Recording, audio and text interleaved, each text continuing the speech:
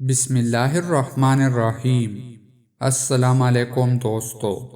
رسول اللہ صلی اللہ علیہ وآلہ وسلم نے ارشاد فرمایا، اللہ تعالیٰ ارشاد فرماتا ہے کہ آدمی کا ہر عمل اس کے لیے ہے اور روزہ خاص میرے لیے ہے، میں ہی اس کا بدلہ دوں گا۔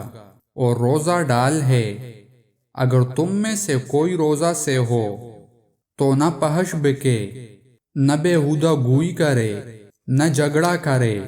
اگر اس کو کوئی گالی بھی دے یا جھگڑا کرنے پر آمادہ ہو جائے تو کہہ دے کہ میں روزہ سے ہوں، اور قسم ہے اس ذات کی جس کے قبضہ میں محمد صلی اللہ علیہ وآلہ وسلم کی جان ہے، کہ روزہ دار کے منہ کی بو اللہ تعالیٰ کو مشک سے زیادہ پسند ہے۔ اور فرمایا کہ روزہ دار کو دو خوشیاں حاصل ہوتی ہے، ایک افطار کے وقت جبکہ وہ روزہ کھولتا ہے، دوسری خوشی قیامت کے دن ہوگی جب وہ اپنے رب سے ملے گا اور اپنے روزے کا بدلہ دیکھے گا۔ دوستو، مزید اسلامک ویڈیوز دیکھنے کے لیے ہمارے یوٹیوب چینل کو سبسکرائب کریں اور ویڈیو کو لائک اور شیئر کریں۔ جزاک اللہ۔